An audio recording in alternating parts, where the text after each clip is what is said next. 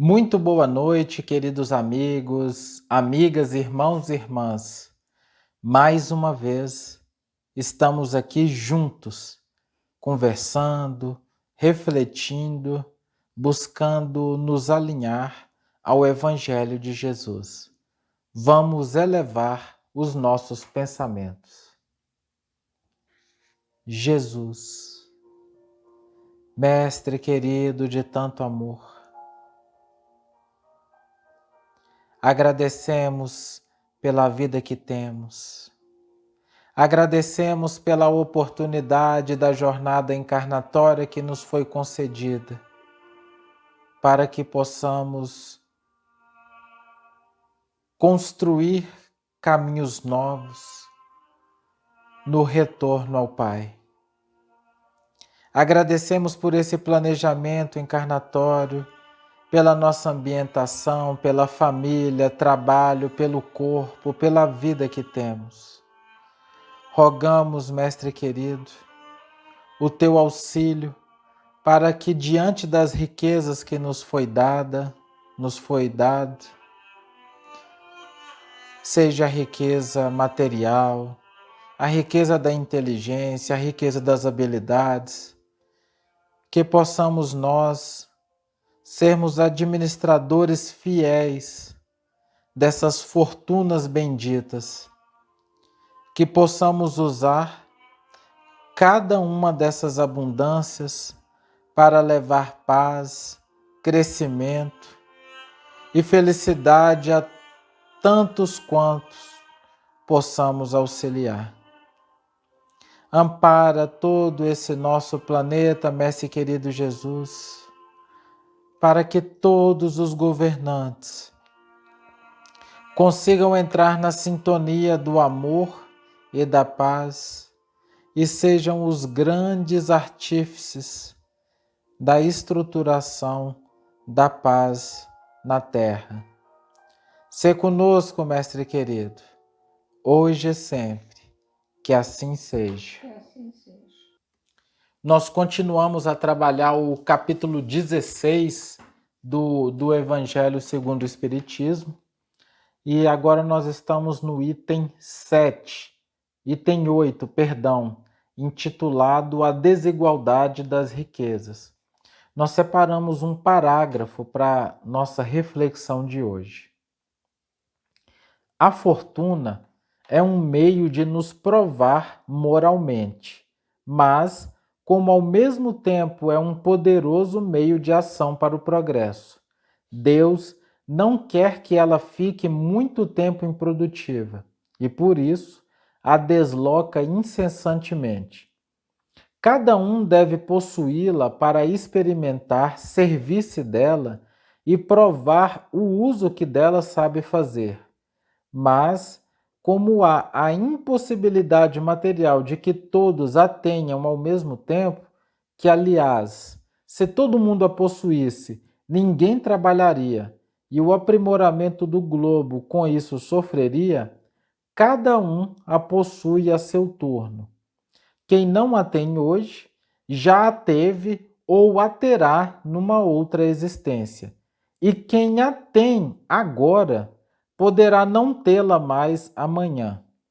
Há ricos e pobres, porque Deus, sendo justo, cada um deve trabalhar a seu turno. A pobreza é para uns a prova da paciência e da resignação. A riqueza é para outros a prova da caridade e da abnegação. Diz-nos Emmanuel que o dinheiro é semelhante à alavanca suscetível de ser manejada para o bem ou para o mal.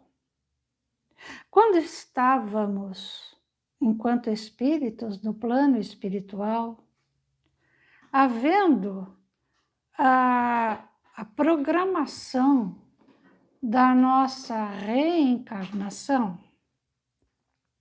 nós teríamos que fazer a opção entre ter ou ser. Se conseguíssemos, através do ter, também sermos, teríamos nos tornado completistas. Mas se nos deixássemos iludir pelo posicionamento do ter, então teríamos também outras oportunidades, mas com maior dificuldade. Então, essa é a proposta do nosso retorno. Porque também tem o seguinte: se fizéssemos a opção pelo ser, teríamos que ter o equilíbrio para levar uma encarnação com dificuldades, porém, teríamos também a vivência daquela união familiar que muito difícil se faz quando a ambição envolve os nossos corações para termos cada vez mais dos bens da terra.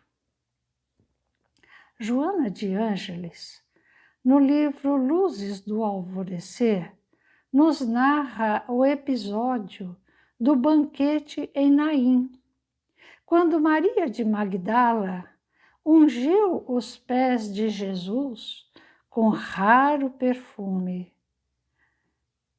Ali era uma grande manifestação de amor. No entanto, despertou em Judas a cobiça insensata. Passou pelo pensamento de Judas: bem, esse é um episódio lamentável, pois esse perfume poderia ser vendido por 30 dinheiros, que seriam distribuídos aos pobres. Será? Ele não conseguiu enxergar o ato de delicado e profundo amor de Maria a Jesus. Não conseguia se sentir feliz com o ato de amor, pois nele o amor se achava entorpecido. Justificava seu sentimento para fugir à consciência responsável pelo desvio das importâncias que fora incumbido de guardar para atender aos problemas da pequena comunidade. Então, essa é uma faceta que Joana de Ângeles nos apresenta sobre a personalidade que era a de Judas. O dinheiro, o poder, o brilho social são ocorrências acidentais do caminho evolutivo, provas das quais o espírito tem o dever de triunfar, antes de tombar nas armadilhas douradas, acreditando na perenidade do seu significado. Ao mesmo tempo que nos dias de hoje nós observamos grandes nomes da atualidade que conseguiram enxergar a importância do dinheiro, mas temos outros que, enseguecidos, é só o que podemos pensar, não assim, titubearam em tirar o dinheiro que ajudaria tantas pessoas, que iria realmente proporcionar uma grande benesse a toda a sociedade. E tanto é fato que Judas trazia essa característica da necessidade, do desejo do dinheiro, que ele não titubeou em vender Jesus por 30 dinheiros. Quer dizer, o que ele iria fazer com esses 30 dinheiros? Era dele.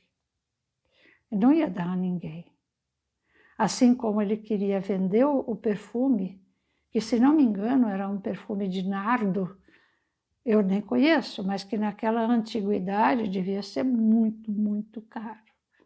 E aí, Obviamente, se ele já estava tirando da bolsa coletiva ali dos apóstolos, naturalmente ficaria com ele também. Então a gente vê que são armadilhas e que tantos de nós, no desejo insensato de querer ter as coisas da terra, esquecemos das coisas do espírito. A existência planetária exige do homem que se deseja manter em equilíbrio. Não é fácil. Então, nós vamos ver que se nós possuímos o essencial, nós podemos, assim, eu digo o essencial com uma tranquilidade, com a possibilidade da manutenção. Então, nós temos para manter as nossas necessidades. Esse é o equilíbrio. Mas a grande maioria dos homens, ela vive para conseguir o dinheiro e o acumula malsinando, perseguindo, infelicitando-se. Então, nós vamos ver que, na verdade, essas pessoas, ou esses homens, tornam-se, assim, é como se tornassem ou fizessem das suas vidas uma usura muito grande, sem se preocupar se o outro está passando fome, se o outro tem necessidade. E nós vamos ver que essas pessoas são os grandes infelizes. Eles são, sim, felicitados por moedas, mas são moedas que lhes chegam às mãos pela dor.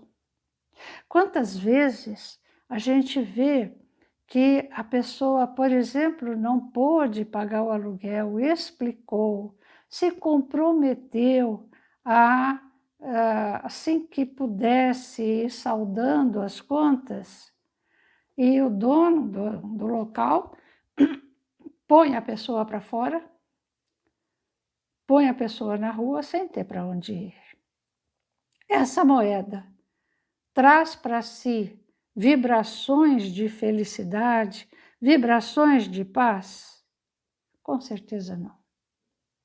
Por outro lado, as pessoas que não possuem e não possuindo o dinheiro sofrem as consequências das lutas difíceis, travadas sem trégua para buscá-lo.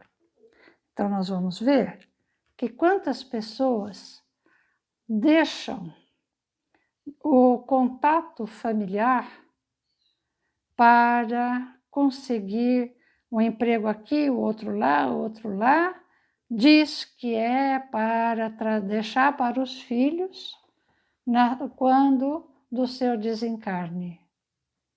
A vida passa, a morte chega. Que amor essa pessoa plantou? Nenhum. Porque o maior bem que nós podemos ter é a vida familiar, construída com amor. Então nós vamos ver que essas pessoas poderiam ser felizes, porque a verdadeira felicidade não está no ter, está na construção, na vibração do amor. E essas pessoas que não possuem deveriam compreender também que seria um projeto da sua encarnação e que, consequentemente, ao invés de maldizerem a vida que vivem, procurasse compreender e procurasse construir a própria vida buscando o necessário para a sobrevivência. O dinheiro em si mesmo não é bênção, nem maldição, mas ele é um objeto de permuta. O dinheiro não compra nada em ocasião alguma. As migalhas sem preço, que constituem a felicidade real, que estamos dizendo? Um sorriso de espontânea simpatia, o amor que nasce nas fontes do sentimento puro, a paz que se inflora na afeição legítima. Essa é a verdadeira riqueza. Podendo adquirir muito na terra, o dinheiro, no entanto, é mais um fator de insatisfação do que de paz. O que é que levamos da terra quando retornamos à verdadeira pátria, que é a vida espiritual? Levamos bens materiais? Não.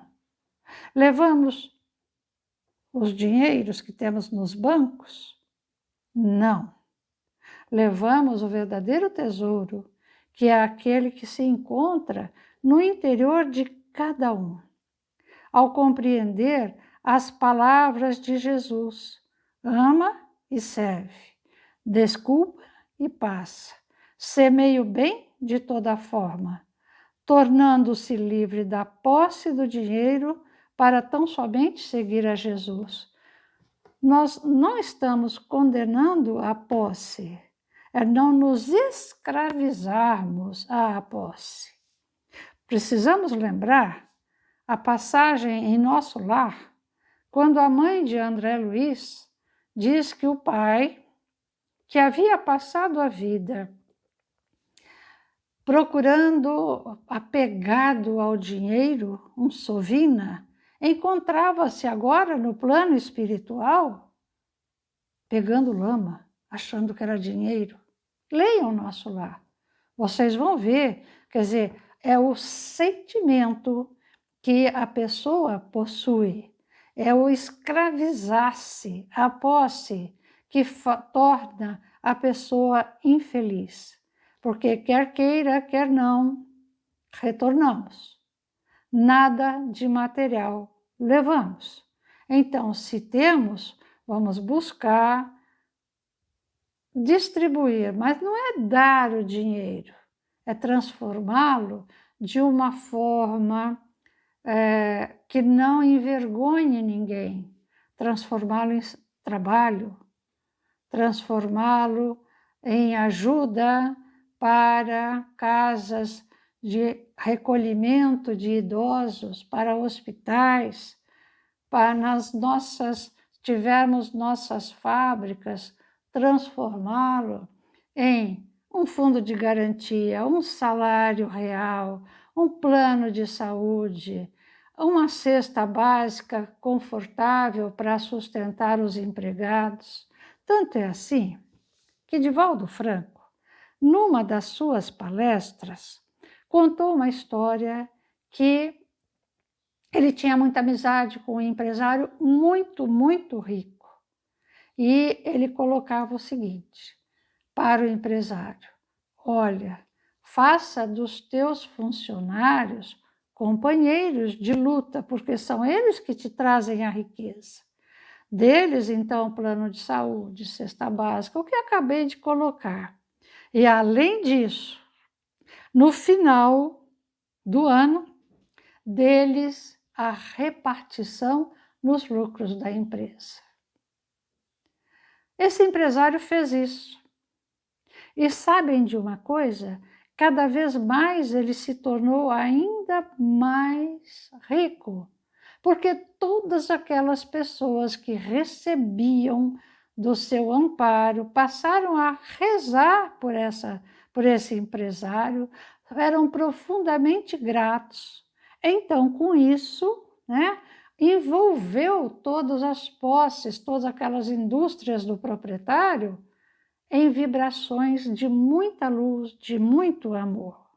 Então, essa é a verdadeira finalidade da riqueza, e não nos prendermos emocionalmente esquecidos de que, se possuímos bens, nós os possuímos para fazer com que se frutifiquem amparando a outros que precisam. Se não os temos, também não é motivo de desespero, de recriminação, como muitas vezes fazem. Deus não me ajuda, não me ouve. Nós precisamos ver as vibrações que emitimos quando estamos nessa situação de maior falta das coisas materiais. E não nos esquecermos em momento algum que o tesouro precioso que temos durante uma encarnação é o afeto com que construímos, junto aos nossos familiares, junto aos nossos amigos, nos locais aonde trabalhamos. Quando envolvemos no nosso amor a essas pessoas, tornamos-nos também extremamente ricos da verdadeira riqueza, que é a que levaremos quando embora formos. Aí, o nosso irmão Cornélio Pires, no seu livro Retratos da Vida, foi psicografado pelo Chico Xavier, é um livro assim, ele traz coisas muito profundas, mas de forma de trovas e muito, muito interessantes. Então, eu peço licença para ler a vocês, para a gente ter uma ideia do que nosso irmão colocou. O título chama-se Ambição Desregrada. Recebi a sua carta, meu caro amigo Silvestre.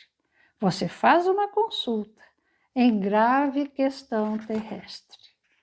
Você deseja saber o que ocorre aos que se vão para a vida além da morte em desregrada ambição. O amigo não desconhece a ambição de fazer bem, anseio de ser melhor, não fazem mal a ninguém.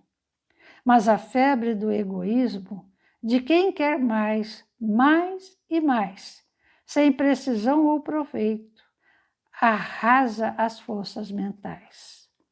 Nesses casos, a pessoa larga o corpo, exige e erra, de ilusão para ilusão, perambulando na terra. Você recorda a Unioneca, que arruinou muita viúva? Desencarnado é um mendigo, mas pensa que é manda-chuva. Depois de morto, o João Panca, que só queria dinheiro, é vigia de um tesouro que enterrou no galinheiro. Nicão despojava os órfãos, fosse a cara de quem fosse. Morreu, mas anda chumbado ao sítio do Rio Doce. Depois de deixar o corpo, a sovina Dona Bela é vista à porta dos bancos e diz que os bancos são dela. Finou-se a falar em ouro o nosso nhonhô da mata. Ele agora cata pedras, achando que ajunta prata. Poceando bens dos cegos, desencarnou Mário Lande. Pelo remorso é um fantasma, assombrando a roça grande. Tomou muita terra alheia, no Chico do Lavajão. Desencarnado ele clama em 7 palmos de chão. Morreu louco de avareza, o esperto Quinquim de Souza. Tendo acordado na tumba, quer vender a própria lousa. Guarde a certeza, meu caro, na trilha da criatura, a ambição mais ambição, a soma é sempre loucura. Louva a paz do necessário, que o trabalho nos consente. Tudo aquilo que é demais é desarranjo na mente. Você mais cedo ou mais tarde, tal qual comigo se deu, ressurgirá no outro mundo, sozinho como nasceu. Interessante, né, gente? É muito legal. Aliás, todos os poemas que o nosso Cornélio Pires coloca nesse livreto, mas são de uma profundidade para justamente a gente refletir sobre a questão do ter ou ser. Podemos ter, mas precisamos compreender que onde estiver o nosso coração, aí estaremos nós. Então, com essa oportunidade de refletir sobre ter ou não ter, ser ou não ser, em que âmbito seja, terminamos a nossa conversinha de hoje, convidando a todos para a nossa oração.